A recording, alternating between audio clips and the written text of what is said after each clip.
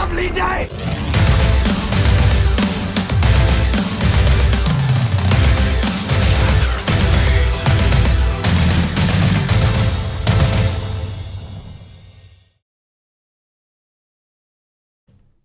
Welcome, take two, to Flat Earth Debate. No, not uncut. Totally in the middle because I was on mute. I'll start that again. Welcome to Flat Earth Debate Live. I'm your host, Nathan Oakley, and if you are new to this channel, or you've not done so already, then be sure to subscribe and hit the bell notification icon to keep up to date with the Flat Earth Debate. If you'd like to support the channel, there is a super chat that runs alongside each of these shows while they are live. There's also a PayPal, Patreon, and crypto link in the info box below the video. Most importantly, if you'd like to join the discussion right here, right now, simply mute the page you are currently watching, then click the link in the info box below this video to join the panel and express your views on the nature of Earth. If you do join, please don't swear. If you do, you'll be ejected, and if you are, please don't try to rejoin the stream using sock accounts. You'll be warmly welcome back on the next stream. Please also share the show on social media. Sharing the show obviously increases the live audience, but this in turn increases the chances of a more diverse panel, so please share the show on Facebook and Twitter. And one last time, if you're new to the channel, or you've not done so already, then be sure to subscribe and hit the bell notification icon to keep up to date with the Flat Earth Debate. Now, we are joined by Flatsoid, Arwin, and 10th Man on G+. How are you all doing?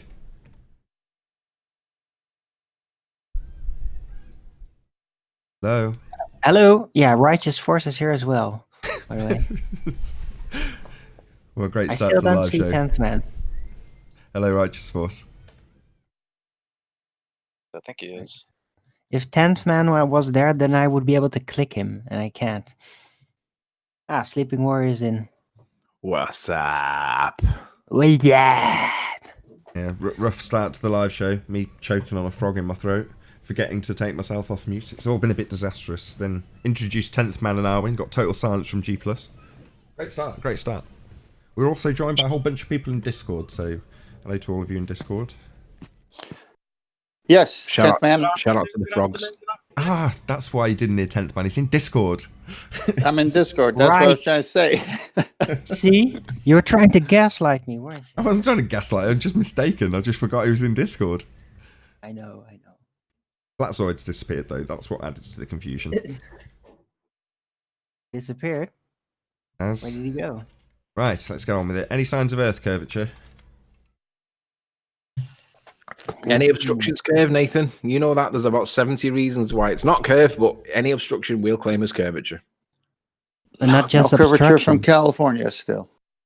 Concealment as well, Anthony. Yeah, anything. If we don't see the beach, then it's curve. And if you do see it, it's looming. Yeah, it's looming. hologram. So you're damned either way. If you see it, then it's looming. If you don't see it, it's curve. No, the assertion that it's curve, obstruction that is, requires a begging the question proof of nothing perspective hijacking curve calculator to define how and why something that has reached the point of disappearing, the diffraction limit, point of interference, point that things disappear, is actually a reified Earth curve edge obscuring something at a given amount when you use an R value and mathematics that exclude perspective. So any obstruction is Earth curve. That's not evidence of Earth curve. That's evidence that fundamentalist religious zealots can beg the question, assume an R value, and apply a mathematical formula that reifies the horizon, an arbitrary position where the sky appears to meet the ground, into their curve edge of their model. Any other evidence of Earth curve? Nope. Any evidence of axial rotation of the Earth-based variety? Nope. Sunsets, Nathan. Sunsets. You only need to see a sunset, and that proves that the Earth's turning. Sunsets. Yeah, that proves that the Earth's turning. You've got to be a moron to think otherwise, Nathan. When they be called Earth turns. Yeah. Sunsets. That's the sun moving beyond the arbitrary position where the sky appears to meet the ground again. Is that No, what you Nathan. mean? The sun's not moving, moron. The Earth's turning. It appears to move. Are you talking about the apparent position when it meets of the sun, when it meets the apparent position of the horizon. That's what you're talking about, right? Yeah. I'm talking about the appearance of the sun going down is not actually going down. It's us rotating. It's obvious, Nathan. Sunsets prove that the Earth's turning. Again, you require formulation of a begging the question fallacy, probably in affirming the consequent to go along with it. But no, unless you assume you are on a ball and that the reified edge called the horizon, the arbitrary position where the sky appears to meet the ground, is a position, an actual position, that a not actual sun, in its not actual position, moves beyond. That's nonsense. That doesn't prove anything. You're just a moron, Nathan. Just me, I don't understand, right? Okay. Yeah. Any more axial rotation evidence for the stationary plane we obviously dress up? Yeah, the stars, Nathan, the celestial sphere. There we go. Let's hear it. The stars seem to move. That's interesting. Yeah, they all go round. They go round in opposite directions on different sides of the globe, Nathan. How do you explain that in your model? You turn around. Right. So again, you've begged the question and asserted that the stars are moving because the Earth is a sphere. That's not proving the Earth's a sphere. That's proving you can beg the question again. It was the same with the sun now, wasn't it? Seems like I'm repeating myself. But they do turn in different directions, Nathan, on the other side of the Earth. So why is that? How is that possible on your model? Come on, let's see your model. You're just wrong. No, they don't. All the stars rise in the east and set in the west. You're just a moron, Nathan. Okay. Any more evidence that the Earth rotates? None so far. No. Consensus. Scientific consensus. All of the hundreds of years of studies prove it. What? The hundreds of years of studies? Hey, Chocolate. Morning. Hey, Chocolate. Good morning, Chocolate. Yeah, I don't think do I need to address consensus? Is that necessary? Just in case you weren't listening, Chocolate, I'm just trolling Nathan a little bit because it's been a bit boring recently because the ball, everything's talking about Coriolis and I'm bored of it. So I'm just trying to mix it up a little bit by having a dynamic system where it mixes everything up a little bit. So I'm just trolling Nathan a little bit. Popular arguments. Yeah, as soon as I came in, the first thing I heard was, Nathan, you're a moron. So, I see where we're at today. It's Friday. I can't This help is what flat-earthers do when they're bored. I can't help the way that the housekeeping questions get addressed. You know, the fact that axial rotation is currently being double speaked with Coriolis. That's not my doing. I'm not doing that. So can I just demonstrate? Can I just point out to the audience that might not be aware that this is what flat earthers do when they're bored of the current topic? We take on the role of bad ball earth arguments and play devil's advocate badly. Yeah, it's really good fun for Isn't me. that called training? Any scientific evidence of gravity? Yeah, of course. Mic drop. Hello. Everything falls to the ground, Nathan. Hello. I'm not playing anymore. Someone else deal with this. Grabble teeth. As long as gravity is not a force, but it's a force. Yeah, gravity is Well not said. a force, but it is a force. Oh, it's hilarious.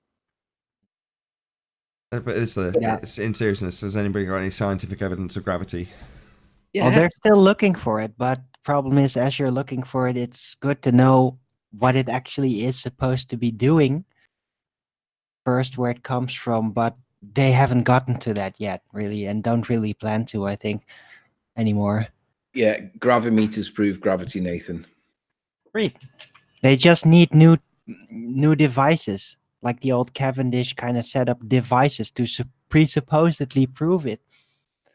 That'll satisfy the public. Gravimeters, Nathan. I said I wasn't playing. Okay, fine. Scientific evidence is gravimeters, right? What's the natural phenomena? Everything falls down. Mic drop. Gotta be a moron. Right, go on. What's the natural phenomena we're observing? Things fall down. Things fall down is the natural phenomena being observed in the gravimeter, is it? Okay, so things seem to be being pulled by the center of mass, otherwise known as the core of the Earth. That better? No, that's a presupposition. What's the phenomenon? What's happening? What are you watching that's happening? All right, everything's being attracted to the ground by a magnetic imaginary force. No, it isn't. Helium balloons go up. This is nonsense. Oh shit! I didn't think a helium balloon. Shit does go down, though. I'm sorry, Nathan. I didn't think about helium balloons. We've going moved up. I past have no Coriolis, explanation. Arwin. What? Ah, you're a bad glober. You know you should have brought out the buoyancy force. Don't direct it. What kind of a glober are you? Shoot. Buoyancy, yeah, buoyancy explains your helium balloon, Nathan. Buoyancy. Hey, Arwen, what you just said in the gas formula goes up.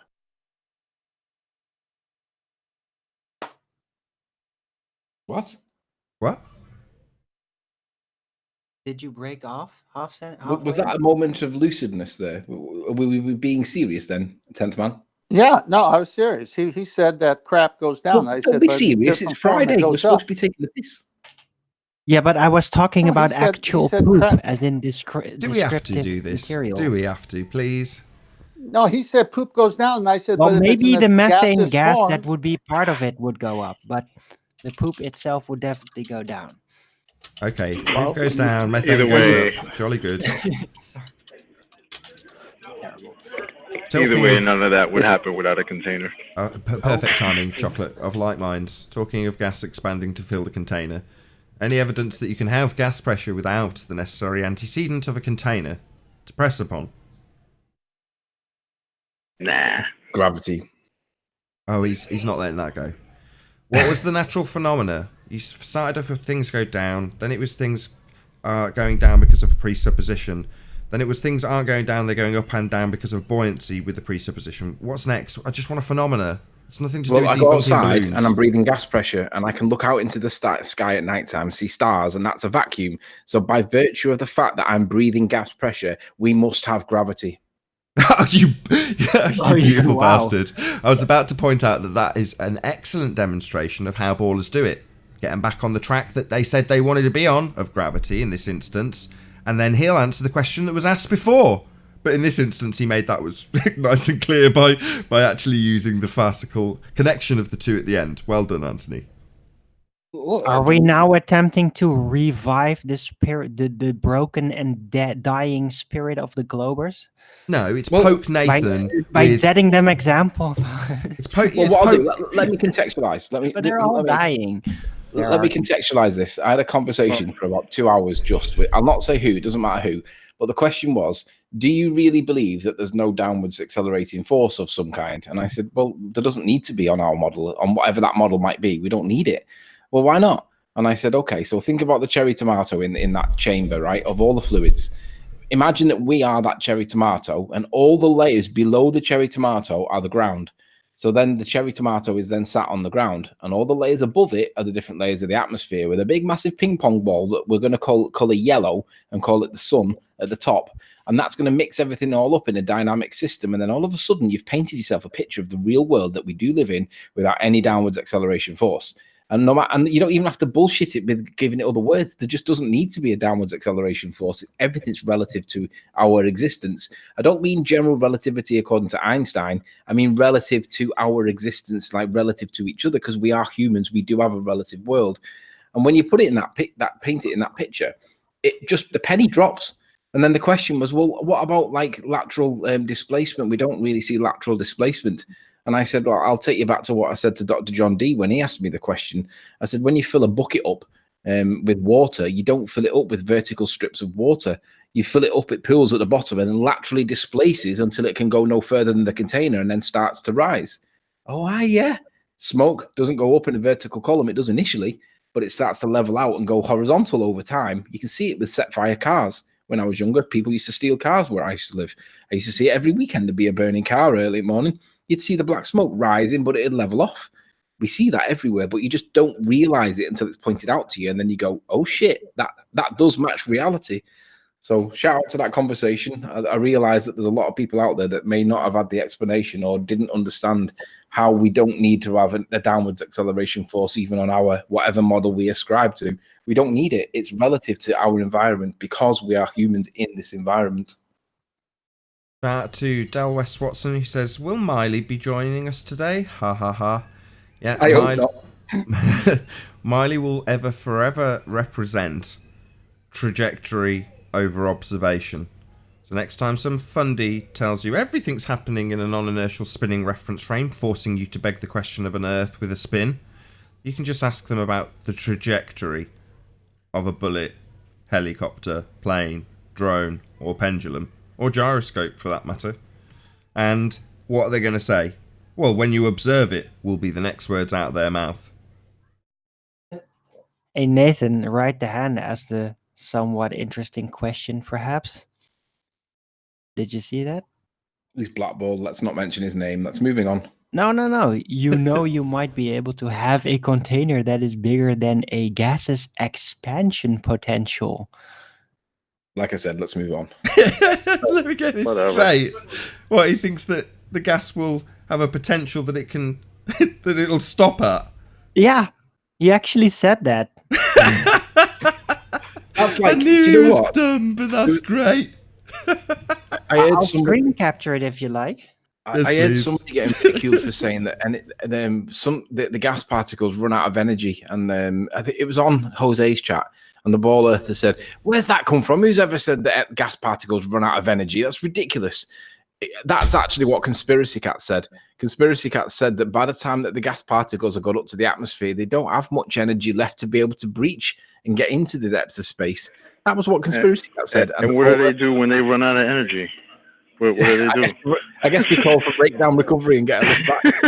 They just give up. They just give up. They just say, I'm not doing nothing no more. Absolute zero for me. What? They just stop doing anything, stop moving. They just go, fuck it, I'm giving up. And they reach absolute they zero call and breakdown stop. recovery and get a ride back to their normal level. They run out of energy. That's it. Precisely. What Dumbo. Anyway, any evidence of a self-perpetuating molten iron core at the centre of a presupposed spherical Earth? Only predictions from seismology that can be wrong. And they were demonstrably wrong when they did the Cola Super Deep borehole. All the predictions they predicted turned out to be wrong. How reliable? Definitely not scientific predictions. No. Based on interpretations of squiggles and colours. Hey, Nathan, I posted a screen capture of it in the Master Beat chat. I've got to be honest, I've got plenty of examples of Right the Hand being moronic. You know, Yeah, but I thought this one was extra special. Just go to his channel. If you want to chuckle, just watch some of the assertions he makes on his own channel. Hysterical, good for a laugh. Anyway, it's in the Master Beat chat. Cool, thank you very much.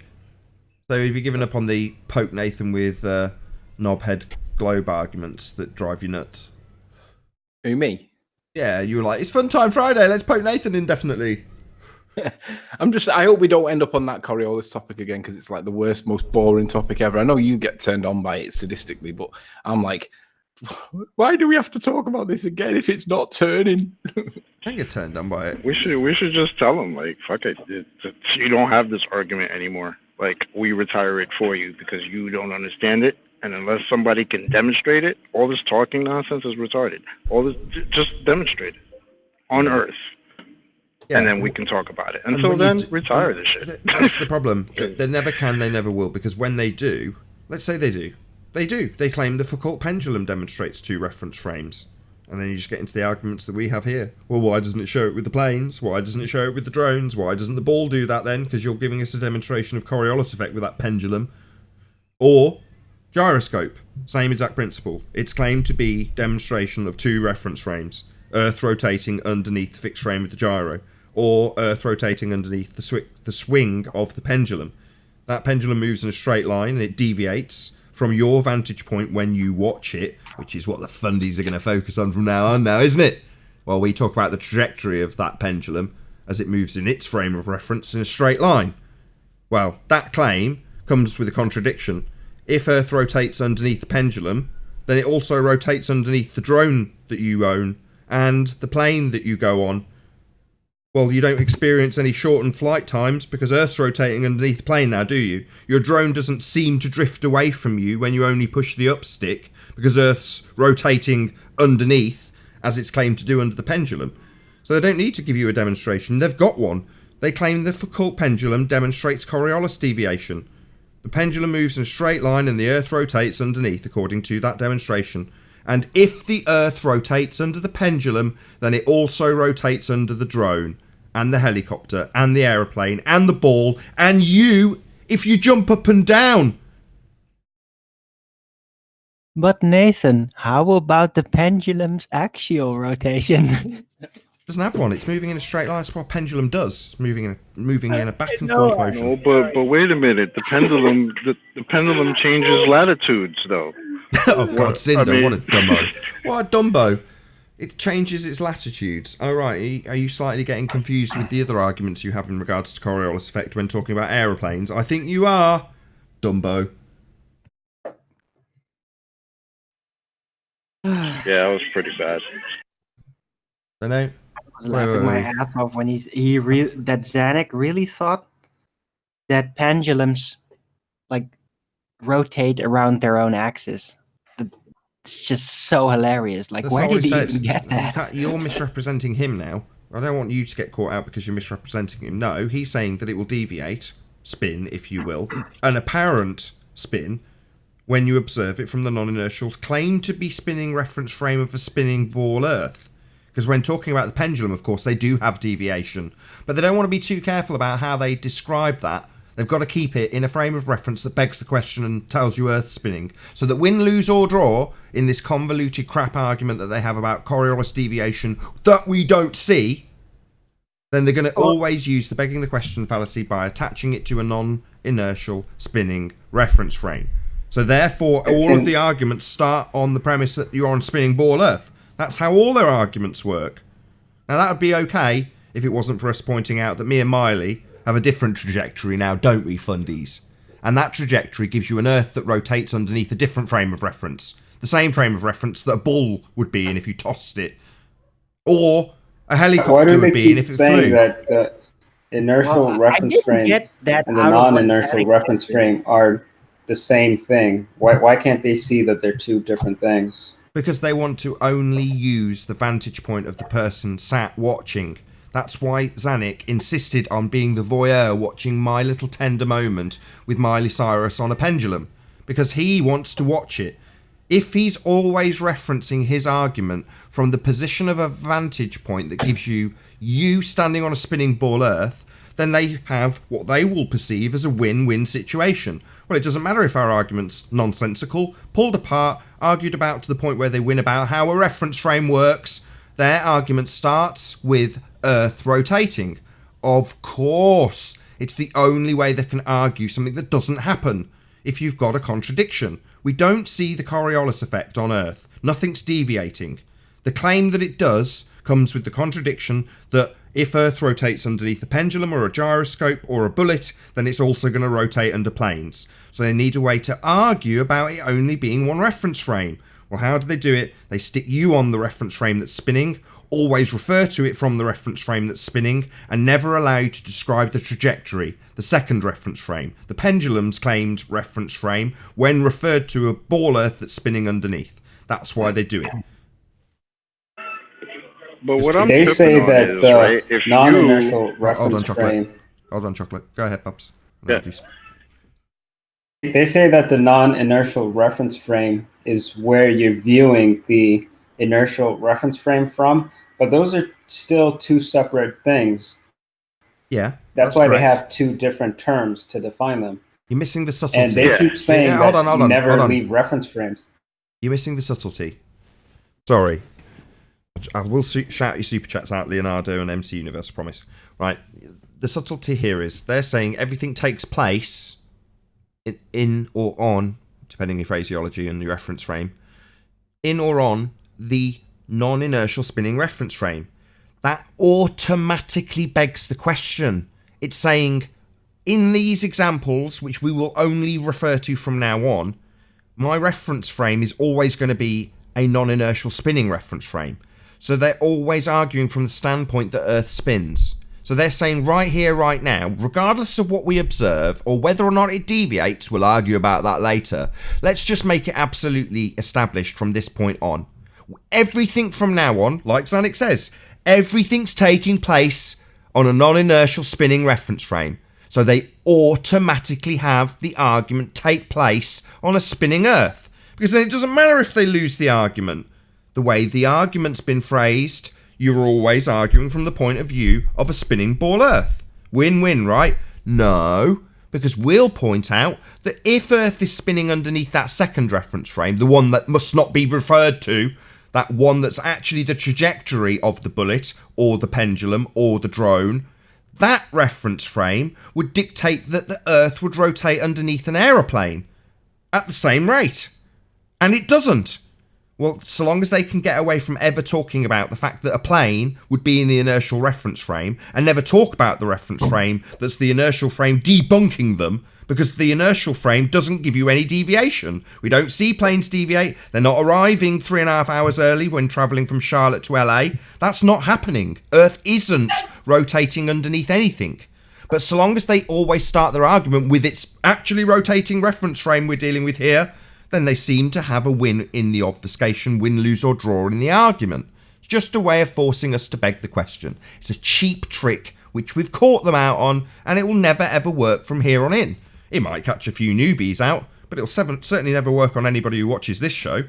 They understand, or anybody hopefully watching will understand now, the difference between an observation of an apparent deviation, you standing on what they claim is a spinning Earth, or any other frame of reference they decide to equivocate with, like a roundabout, and say that that is comparable to the spinning Earth, which will always be declared to be a non-inertial spinning reference frame.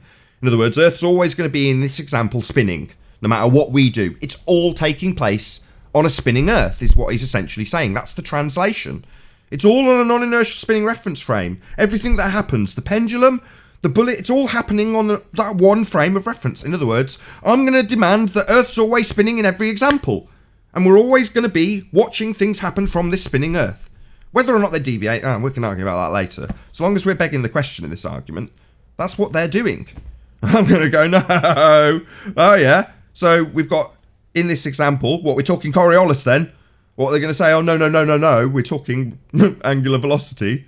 No, we're talking Coriolis. Proof Earth spins, and that's their proof Earth spins. The fact that fundies in the trenches have got to figure a way of constantly only referring to the one reference frame so they can beg the question and say it's always spinning in every example they make doesn't change the fact that we will point out that if that is the case, using what Coriolis dictates gives you their proof, the deviation we don't see, they'll never get to the point of begging the question and saying, no, in my example, which doesn't or does give us deviation, it's always spinning underneath. Doesn't matter if I'm arguing for Earth and atmosphere travelling as one or seeing a deviation in a bullet or a pendulum, I'll be talking about this Earth rotating as a non-inertial spinning reference frame. Always. And I'm just going to take that away from them. I've took it away from them 2 days ago, yesterday, and I'm going to do it now. Yeah? Trajectory of the pendulum would show you that the inertial frame, the frame of reference of the pendulum, or the drone, or the plane, or the helicopter, or the bullet, or the ball that Neil deGrasse Tyson says is going through the air as the Earth rotates underneath, would dictate that planes take considerably less time when flying west, because Earth is claimed to rotate underneath according to this example. 2 reference frames, inertial reference frame, which gives you the trajectory of the pendulum in their example. Well, that trajectory would be absolutely and unequivocally exemplified, increased with a huge hang time of an aeroplane or your commoner garden drone. You push the up stick and Earth rotates underneath now, does it? Well, that drone's going to drift. Not just come down in exactly the same spot it went up from. You push the up stick and watch it drift. That's what they claim proves it spins. The problem is we never see it. So the fundies in the trenches are going to talk about, only one reference frame, always a spinning Earth, always taking place on spinning Earth, because I'm a fundy. All of my arguments must take place in that way. Until me and Cyrus start swinging on a pendulum. Oh yeah?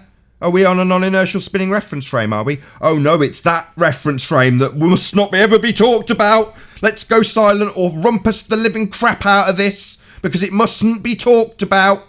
The reference frame the planes are in, because they don't show deviation. Shit, don't talk about that reference frame. The frame that debunks us. The one that's inertial. The one that's got a ball being tossed through it, according to Tyson. Yeah? That frame of reference must never be spoken about by fundies in the trenches. Yeah? Only say it's all taking place on a spinning ball Earth. Just beg the question, lads, you'll be fine. Because then they can argue all day about Coriolis. And we're always assuming we're spinning. So job's a good one.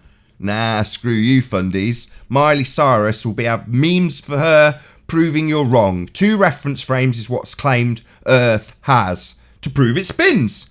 Non-inertial reference frame, your spinning Earth claim to be, isn't. Obviously, we're stationary. But your claim to be spinning Earth is claimed to show deviation in planes, helicopters, drones, balls and bullets, and pendulums and gyroscopes.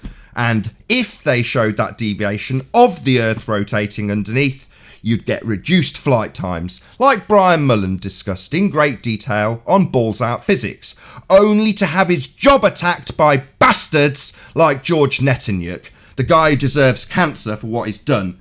The guy who is a monster because we're attacking Coriolis. In that instance, Brian Mullen pointed out that if the Earth rotates underneath a doesn't matter which, gyroscope, pendulum, whatever bullshit they're asserting from the globe religion side of this nonsense, then it would also rotate underneath planes. And that meant that his license supplier needed contacting by George Netanyahu, this bastard, who's currently after Bob Nodell. He's out to ruin people's lives because he can't argue that Earth has 2 reference frames. He's got to tell me in my comments about it's all being about the observation, just like Xanix's done. Because these bastards have come up with a little ploy to convince people Earth spins, by telling you that it's always spinning and you're always on a non-inertial reference frame. And the newbies won't understand what that means. They'll think, oh, what does that mean? It means they're always begging the question. They're demanding you assume you're spinning, regardless of what you see and what effects we don't get. The effects we're supposed to get from a spinning Earth being deviation that we never ever see. So, what does that mean for Brian Mullen, who pointed that out? Go after his job, double quick, get this man out of the arena. He can't point out how we lie, how George the lying bastard will go after a man's job because he points out Earth should spin underneath aeroplanes. And that's the situation we have. We're living in a time where fundamentalist religious zealots will have your career if you challenge the current religion. And that's what George is. He's a priest for the current religion. He's a hitman for the current religion. Challenge the religion and George will have your job. That's the bottom line here. He can't prove Earth's got 2 reference frames. He'll demand you only argue from the point of view that it's spinning. And we've only got 1 reference frame to observe things from. It's all about the observation according to George, when he begs the question of a non-inertial spinning reference frame. And when it's pointed out that that non-inertial spinning reference frame has an inertial reference frame that you're observing deviation in, but we don't have any, then it's time to go after your job. It's time that Brian Mullen's taken out of this argument because he's bloody right. We don't see any deviation. Earth's not spinning. It would have 2 reference frames if it was, just as Brian Mullen pointed out. Yeah, so have his job, right, George, you bastard?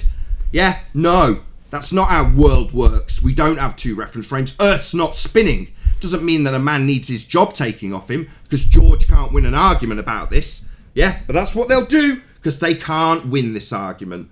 They can't demonstrate Earth spinning. Earth isn't spinning. So what do? They go after your job. Because that's the next best thing, isn't it? If you can't win them in an argument, just have their job. Because that'll give them something to worry about beyond whether or not Earth's spinning. Yeah? Right, George? You old bastard. I hope you get your upcomings for what you've done. Yeah?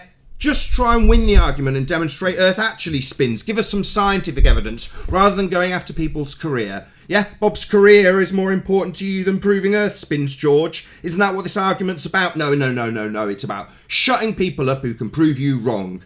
That's all it's really about, isn't it, George?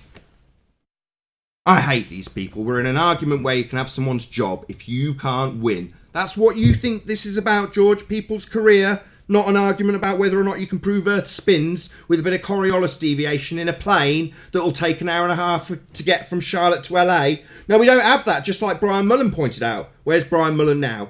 Well, he's not here. Because George made damn sure he's not here. Because he went after his job. Didn't go after the argument, went after his job. Total bastard. These are who we're dealing with, and if you're watching this and believe the Earth's a sphere, these are your representatives here in the trenches. People who can't win an argument about Earth giving you Coriolis deviation and will go after the person who points that out by going after their license supplier. Little word in the ear of people who are providing him with his career path for the future of his actual life. And like the old bastards, they get to do this. George, at the tail end of his sad little existence, only his dog to keep company and crap arguments about Earth not turning. Earth having no Coriolis deviations, what George is here to punt. No deflection in the planes. That's his side of the crap argument here. And when you point out that's nonsense and that you should have deflection, and that's the claimed rhetoric from Neil deGrasse Tyson, he'll have your job. Because that's the next best thing to winning, isn't it, George? Having people's job. You senile old bastard. So, and breathe. It does raise the valid point that if the Earth really is turning, why do you have to go after people's jobs to silence them? Why can't you just prove that the Earth's turning? Why? That is the bigger question. Why do you have to target the bloke? Look at Jason of the Disbury family. Why target the person? Why not prove the Earth turns? Because it's not turning, and that's all they got. They need to hold on to their little fantasy. Nathan's right. They target the people because they can't win the arguments, and they're worried about regular people learning about this. So they want to make sure that regular people are not going to learn about this information. That's why we're getting censored on YouTube and every social media platform. They just don't want this information getting out there. Not going to get censored in the real world. The Globe Light Tour is a good little thing that gets the word out there. But the other thing that they can't touch is they can't touch academia. Because if this paper passes, and let's just say for argument's sake it doesn't pass, then I resubmit it and then it does pass. Once that gets published, you guys are going to refine the arguments for us, not supersede, refine the arguments for us so that when it does get presented, the academic world is going to see it from the perspective of law, not from the perspective of ball tardia. And they're going to go, hang on a minute, this isn't about whether or not the Earth's flat or not. This is about whether the education system's raping its students by teaching them bullshit science that's not actually science. There's a bigger picture here, and this is just one example, one application of it. So in the context of the paper, all right, it's been applied in this context of flat Earth, but it applies in other areas as well. There are other areas that are taught one-sided that are not actually true, and there's no balanced presentation of opposing views. For example, history with Hitler and the Jews and the Holocaust and all that. That's taught one-sided. You're not allowed to challenge that, apparently, but that breaches what the law says, because you have to have the balanced presentation of opposing views, not the biased presentation of opposing views.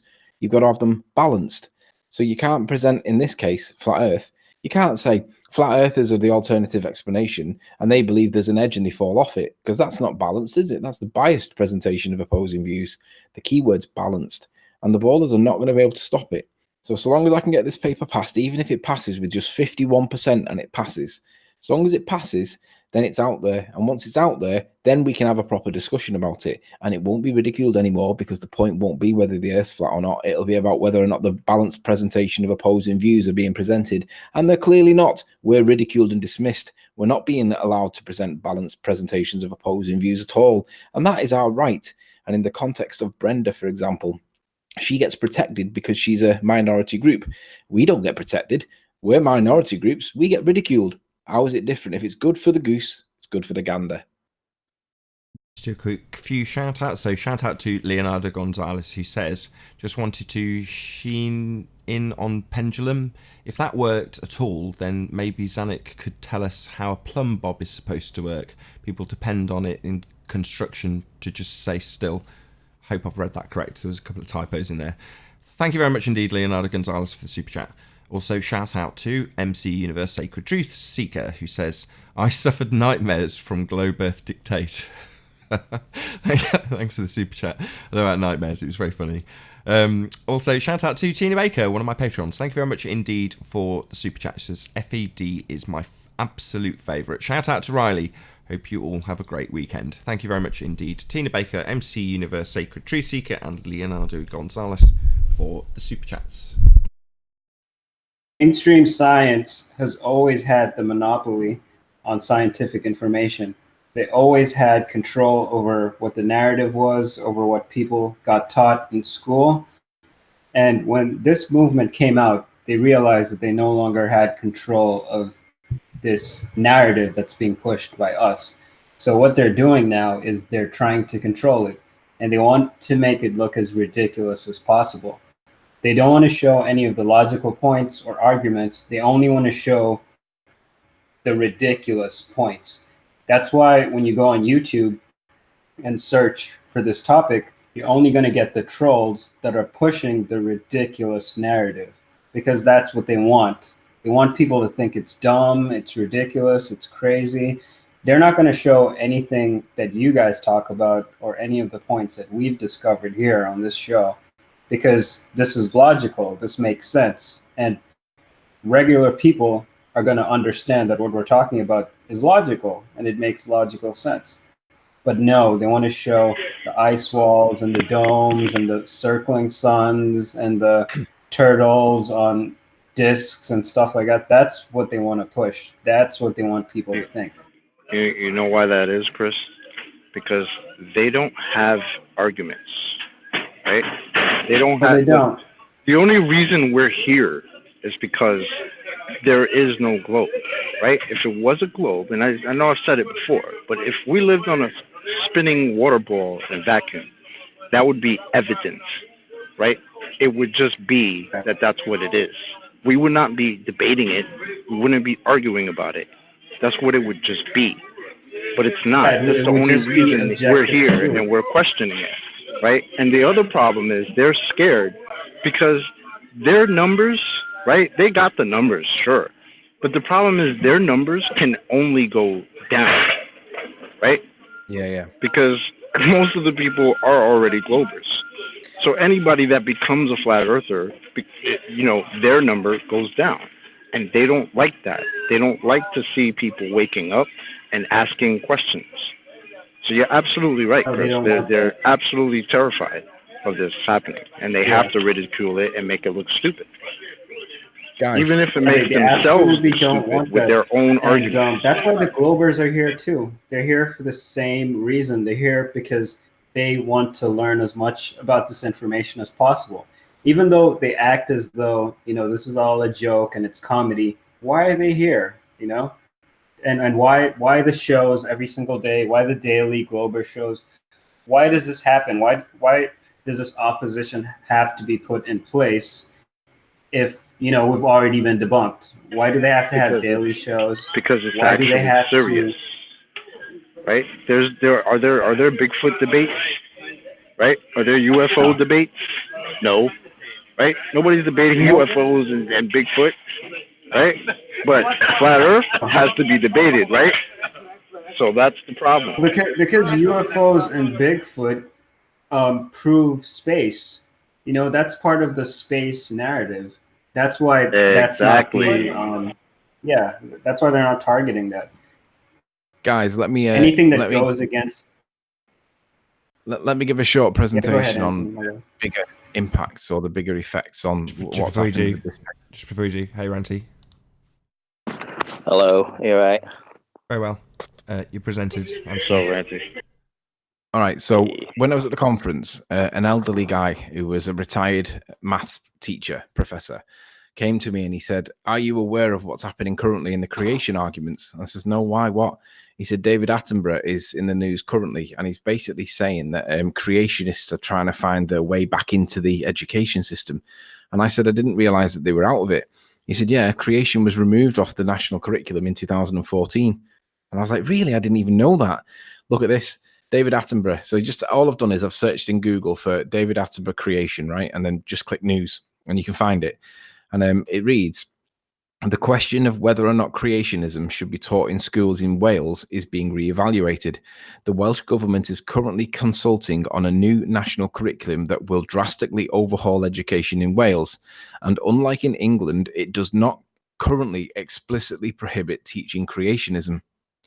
Now, I didn't realize that England had explicitly prohibited teaching creationism. But this guy said to me, he said, "Is this what David Attenborough is referring to when he says that creationism could end up back in what's it called, the national curriculum?" And I said, "Absolutely."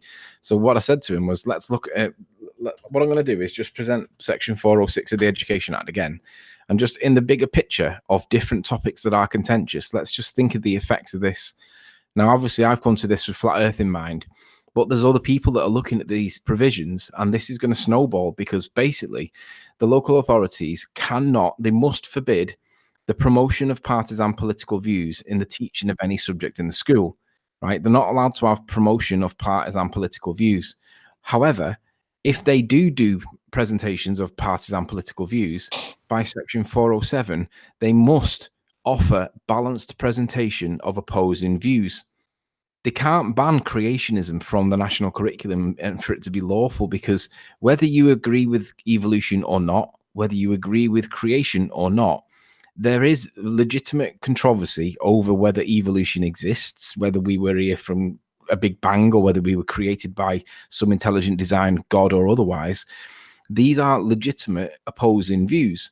So if it's unlawful to teach partisan political views, and you're pushing evolution over creation, flat heliocentrism over flat Earth, there are wider reaching ramifications with the implementation of these provisions that nobody realizes is there. So if for no other reason that these conversations now start taking place in the bigger picture, if it's the case that Brenda as a minority group gets protection, why is it we've got to accept ridicule? Why is creation being removed out of the national curriculum when they are a legitimate opposing view? Not everybody agrees with evolution. Not everybody agrees with heliocentrism. Not everybody agrees with homosexuality, but it's encouraged for whatever reason.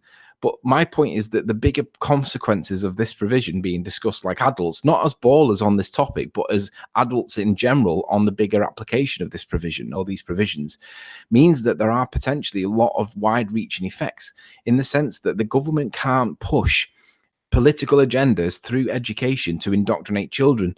They've got to give balanced presentation of opposing views, which they're currently not doing. So at the absolute least case scenario, we get to say, hey, we don't think we're living on a ball. These are our reasons why. These are our balanced presentation of opposing views.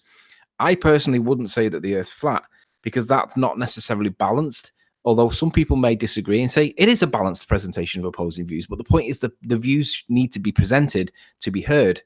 Now, obviously, that applies in numerous different topics, not just in this topic. So if nothing else, if this paper does pass, and I'm not sure it will, I think that they'll stamp on it for political reasons that go beyond the merits of the paper. But if it does pass and it gets published, once I get that edu link next to it, then it can be cited. And it applies in a lot of topics, not just in flat Earth. So creation, evolution, I can see creation getting, as David Attenborough doesn't like, being put back into the national curriculum. Because absolutely, if you agree that evolution is the absolute way forward, why would you indoctrinate children into believing that rather than give them the choice? Because whether or not you accept evolution or not, it doesn't change the fact that there are valid opposing views against evolution, because you don't get a swamp donkey mutating into a bison overnight. There's never ever been a change in kind, like Kent Hovind says. That's what's necessary for evolution. There's no evidence that that's true. But you can believe it if you want to, in the same way that you can believe that gravity is not a force, but that doesn't make it true. So which is the religion? Which is the dogma? Is it what we're being taught? Or should you be given the choice and not be preached to? And should you be told that these things are not actually considered to be true? There is legitimate controversy opposing them, and you should be then presented the balanced, not biased, the balanced presentation of opposing views, because it shouldn't be the case that kids are being indoctrinated. Now, heliocentrism is one topic. Creation and evolution is another topic. Religion in general is another topic. Everybody's taught to be multicultural in terms of religion, right? You can't discriminate against Islam in the same way you can't discriminate against Catholicism. Everybody's equal in them topics, but you're not equal if you think that evolution might not be true. You're not equal if you think that flat Earth, heliocentrism might not be true. You guys are dismissed and ridiculed. However, in the law, you're entitled to, and as it says, section 407, the balanced presentation of opposing views, because there are legitimate complaints, disagreements, valid opposition to why we're not living on a ball, or that we didn't evolve from a monkeyfish. This is legitimate, and we are entitled to it. So guess what's going to be happening, ballers? You might not like my paper, but it ain't going away. And none of you can challenge it, because none of you are intelligent enough or capable of. The only people that can are people in my industry, my profession, my world, professions. So in other words, you morons have all got an opinion, and I'm not even interested in your opinion, to be honest with you, because most of you are missing the point of the paper. The point of the paper is not about flat Earth. Tim Osman got it right when he said, I only mentioned flat Earth twice in the whole document, and that was in one sentence. Because I said, people that believe the Earth is flat are known as flat earthers. Didn't mention it again in the whole document.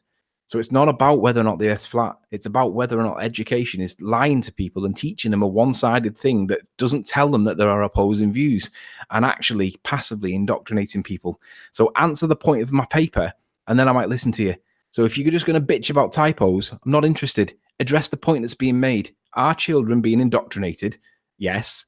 Why are they not getting the balanced presentation of opposing views? How dare you challenge whether or not we're on a ball? I'll make sure that you lose your license as a conveyancer or whatever it was that an engineer, because we don't like people challenging our religion. We are fundamentalists. We're fundies. We don't like you, and we'll make sure that you lose your job. I'm done.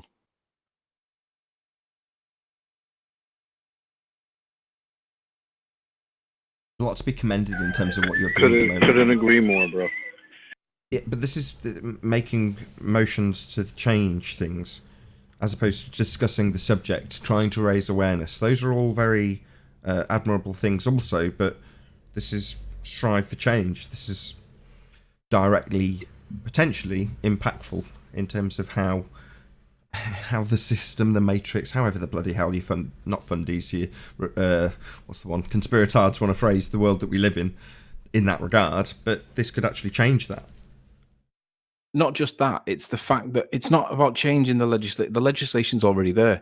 It's demanding that the legislation does what it says, and not allowing the government to teach their policy, their educational policy, in contravention of it.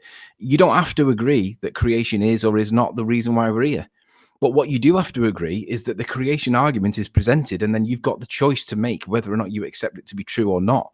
What you cannot do is suppress that so that kids don't even think that there's a creation argument. I didn't even realize that creation was removed out of the curriculum. And when he told me that it had gone in 2014, I was like, holy shit, why did that not become mainstream news? I'm not saying that I was ignorant at the time. I clearly was, but I didn't hear about it. But creationism was removed since 2014. I think that's outrageous, because I don't necessarily agree in the religious context. I don't like the religion argument. I don't like picking a side.